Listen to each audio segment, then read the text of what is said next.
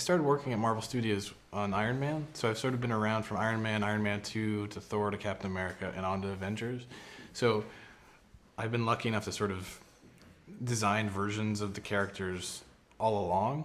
So I guess my role would be sort of to have helped design the look of the characters before the Avengers movie started, so people would have like a basis of understanding of what those characters would look like.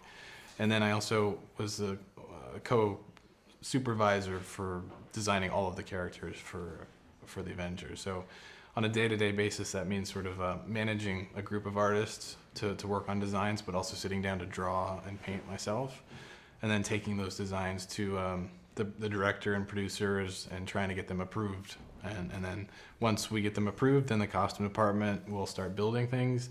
And if they're a digital character like the Hulk or Iron Man, then it goes down a different pipeline to visual effects. Okay, and what were your inspirations for creating all those heroes, for creating all those designs? What comic book author or maybe designer you were inspired from? Well, I'll start with Captain America. For the first Avengers suit, his first movie, we were really looking at a lot of the stuff that Brian Hitch had done in the Ultimates, and I had always loved some of the suits, some of the costumes that are more just him in a leather jacket with a helmet on. I had always loved this Kevin Maguire design that he had done in The Adventures of Captain America, Sentinel of Liberty. So those are sort of my two main touchstones for the first Avengers suit. For the Avengers, we were really looking at just trying to go back to like a really traditional Captain America design. So there are still some elements from the Ultimates, but it's mainly just drawn from Jack Kirby's original designs. For the Hulk, we really focused on trying to get Mark Ruffalo's face into the Hulk, as well as trying to get, again, back to some of the Jack Kirby designs, where he feels like he's got a bigger brow and he's a little bit more monstrous and almost scary. So those were the two sort of main touchstones there. There was some Alex Ross influence to the Hulk as well. He had done some really great things, but I think a lot of his stuff was still sort of based on that original Kirby design. For Iron Man at this point is sort of like the original Iron Man designs were really based on Adi Granov's comic book art.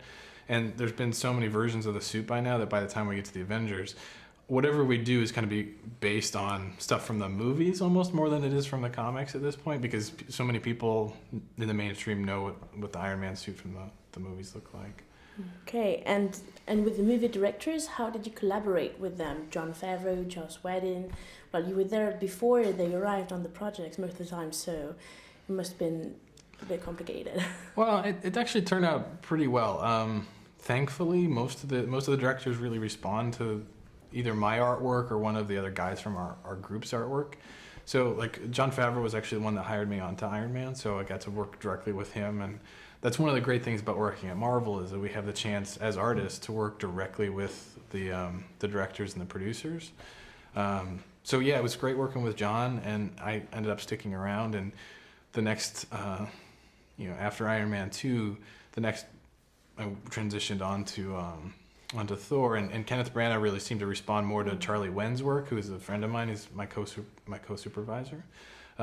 So that part, it worked out pretty well there. With Joe Johnston on Captain America, I had done a little bit of work before Joe Johnston started, and thankfully he liked my work, and he ended up sitting down to draw with me a few times, and that was a really great working relationship. And Joss, I think Joss really appreciated us working on it too. It seemed like he saw the benefit in having as realistic representations of the characters done early as possible, because typically in movies like this, sometimes the drawing can be rather crude before the costume designer actually builds something. And our whole point is to create something that feels as real and as close to the finished product as possible.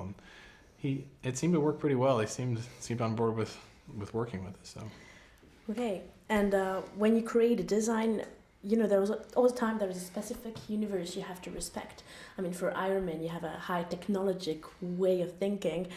For Captain America, it was World War II, the 40s, and for Thor, it's the whole mythologic thing. So how did you manage to get beyond all those universes that were previously created and to build some modern adaptations from these heroes? Because they have to be modernized. Yeah.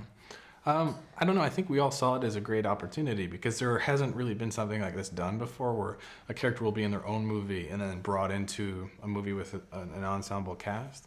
So with Captain America, I was really excited to try to accomplish that because it was you know I did the first Avenger design, and I actually like the way that turned out on screen. It feels big, it feels strong, it feels powerful, it feels gritty, it feels like it's appropriate to World War II. But I was also really interested in seeing how it would transition into modern day. And he, I think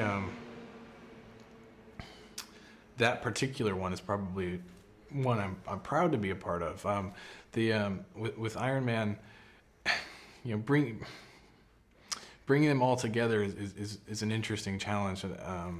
I think that obviously some of the decisions that were made pretty early on with the Thor designs for his own movie were probably, I don't think you could specifically say this, but I think in the back of some of the Marvel people's heads, they were thinking like it could, by making him less about being Norse and very, leather and stuff, you could see him, with the design they landed on, you could see him fitting more with Iron Man because it feels a little bit more high tech. It feels a little bit more like they could actually live in the same world. Yeah, I mean, I think we did our best to try and bring them together, and actually, since a lot of the same artists had worked on each one of the characters all along, and all of those same artists came together to work on Thor, I think that's one of the ways that Marvel saw trying to unify them, is just literally having the same people do the work that had previously worked on them. Okay, and do you read comic books on your own? I do. I don't. I mean, honestly, I think a lot of the comics that I read now are for work more than for pleasure.